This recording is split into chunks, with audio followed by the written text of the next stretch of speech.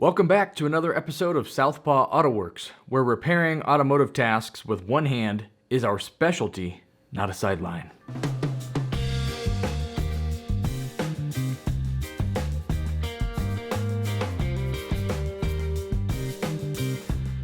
In this video, we're covering all the steps to quickly and easily reseal the Honda power steering pump. The reseal kits are quite simple and they're very affordable. As you can see, there are not a whole lot of seals to replace. This pump can be repaired with basic hand tools. A little attention to detail goes a long way. This video will cover all those important little details that are easily overlooked during disassembly. Furthermore, the principles revealed in this video can be used to tackle other power steering pump jobs. Let's jump in.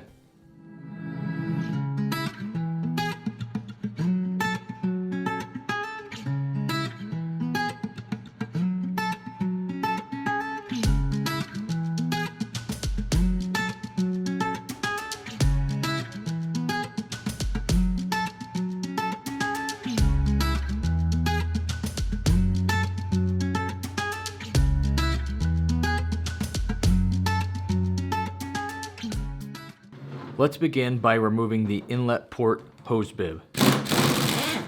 Remove the 10mm bolt, the hose bib,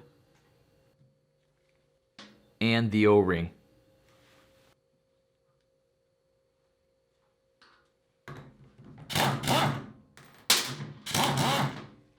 Now let's remove the sub valve.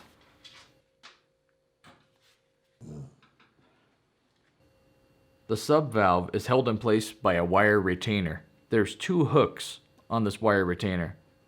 Simply rotate these hooks in the bore and position these hooks over the open space in the bore. By positioning it this way, you can now get needle nose pliers around one of the hooks and simply pull it from the bore.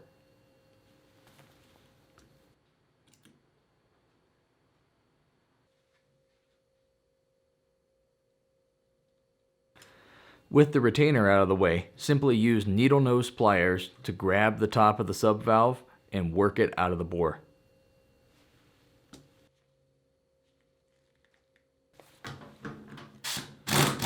The flow control valve is housed underneath this plate. Remove the 10mm bolts.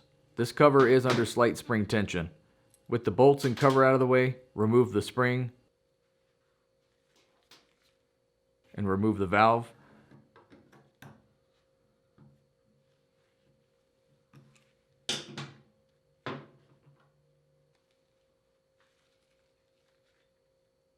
And also remove the two O-rings.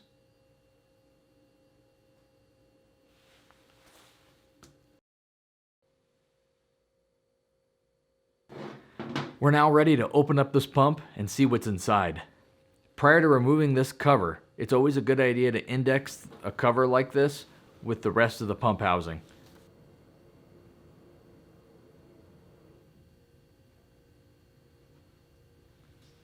This can easily be achieved with a paint pen, center punch,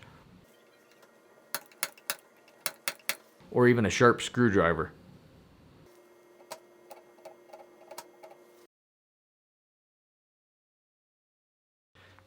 Taking this extra step will eliminate some guesswork when you're going back together with this pump.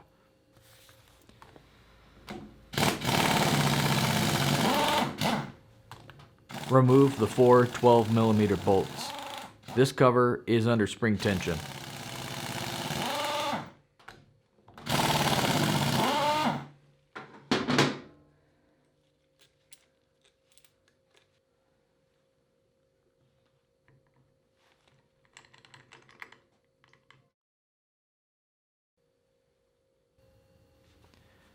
When removing the cover, you may notice two dowel pins attached to the cover. These dowel pins are different in length and they're also different in thickness.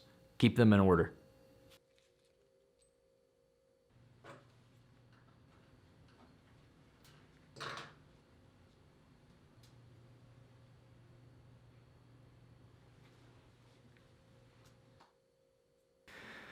Now this is the part where we get really excited. We've got the pump cover off. We can see all the components in there. We take the pump body, we flip it upside down over the bench, dumping all of our pump components all over the bench. And then at some point during cleaning or reassembly, we realize that, oh, hey, look at this one part here. This rotor, for example, has one dot stamped into one side of it. And on the flip side of this rotor, there's two dots stamped on here. Oh, and wait, the cam ring has the same situation going on. Which way were these when they came out? This power steering pump features a vane-style pump with a total of 10 vanes.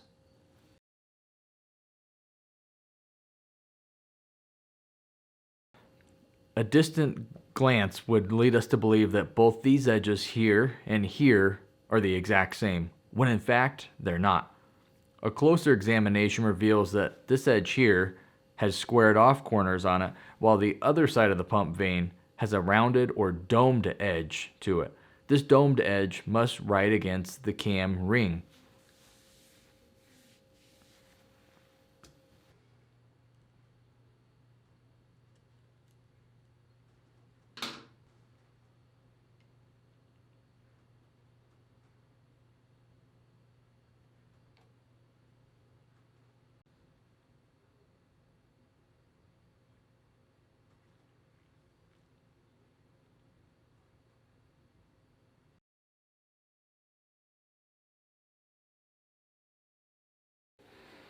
We also need to inspect the broadside of the vane.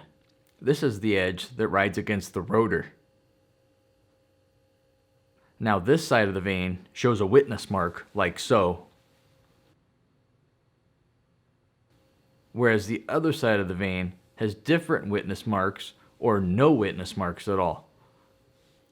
In these next few steps, I'm going to remove the pump vanes, the pump rotor, and the cam ring, all while paying close attention to the orientation of each of these parts prior to removing them.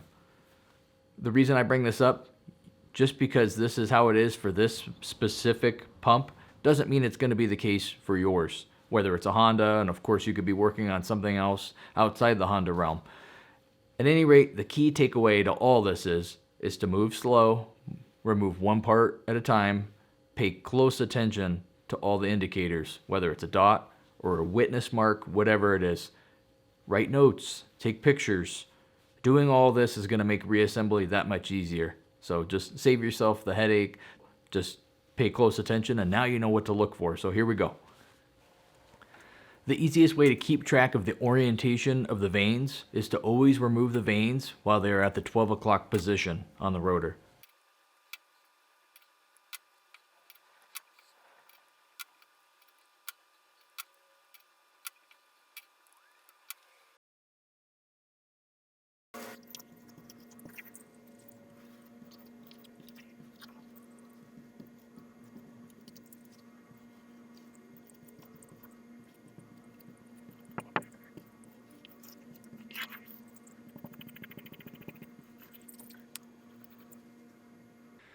With the pump vanes out of the way, we're now ready to tackle the cam ring. A closer look at the cam ring reveals that there's two dots stamped into it. So now back to my notes, I'm going to write cam ring, and I'm going to write two dots facing up, and then pull the ring. If the dowel pins are still in place, remove them now.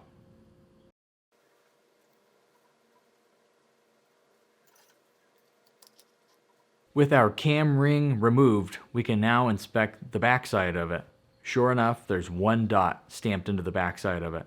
The best part of all this is any future confusion has now been avoided thanks to our careful inspection and our good note-taking.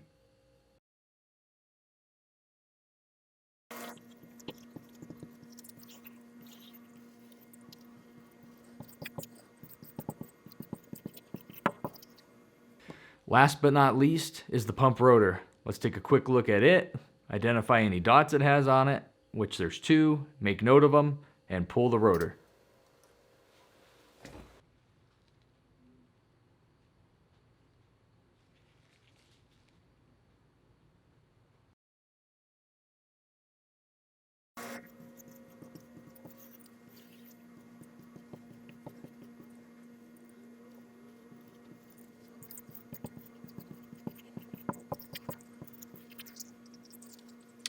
The next item to be removed is a spring-loaded plate. You may find that this plate does not want to come out of the bore very easily. I have found that the plate, instead of being square in the bore because of the spring underneath it, instead of being square in the bore, they wind up getting cocked sideways, and now they get jammed in the bore and they won't come up and out like they should. So what I try to do is find that high spot and push down on it with my thumb to try to square that plate up, and it'll come up and out.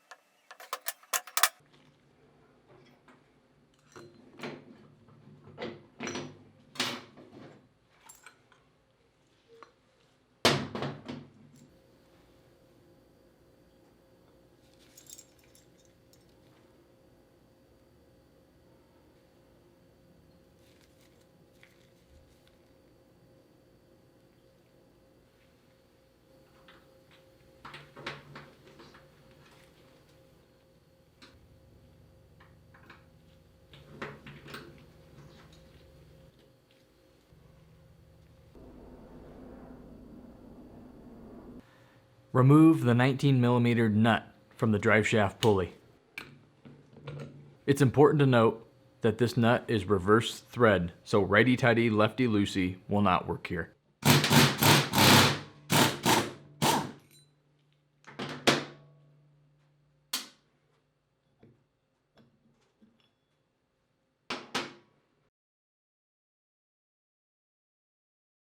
You can quickly and easily remove the fastener with an impact gun. If air tools are not an option, I recommend that you place the pump cover back on the pump body and gently secure the pump in a vise. A screwdriver can then be used to keep the pulley from moving by wedging the screwdriver between the spokes on the pulley and the power steering pump body. With the pulley out of the way, we now have access to a snap ring. Remove the snap ring.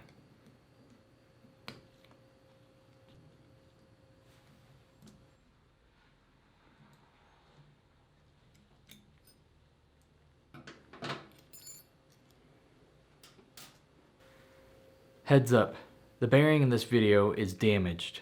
Normally you wouldn't be able to see the ball bearings, the bearing cage, or any internals of this bearing.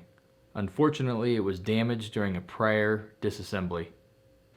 It's now time to press the drive shaft out of the pump housing. The shaft is pressed from the pump cover side out towards the pump pulley. Removing this shaft can be accomplished with the use of an arbor press, a hydraulic press, a bench vise, and any other means. I know it's real tempting to take a hammer to the shaft and just try to hammer it right out of the pump housing. It's not a good idea. The arbor press is the fastest and the easiest way to accomplish this task.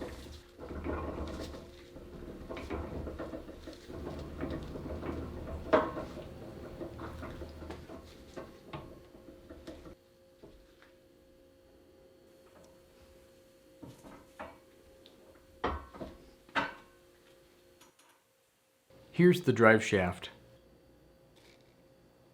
This bearing is pressed to the shaft.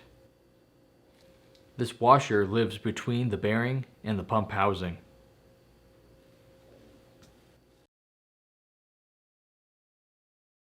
This is a brass punch. It's made of a soft metal. It takes all of the abuse while minimizing, if not preventing, damage to the part that you're working on.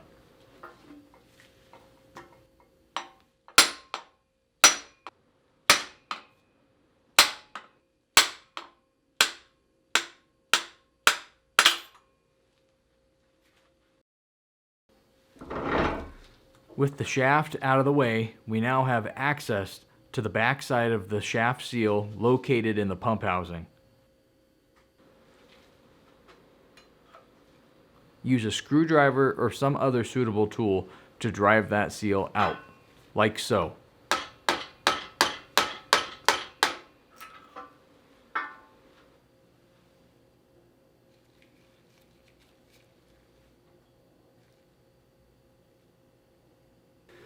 We now have the entire unit completely disassembled. This is the best time to get everything cleaned up.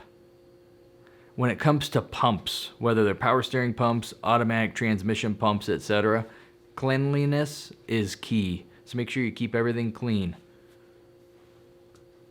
There you have it. How to disassemble a power steering pump.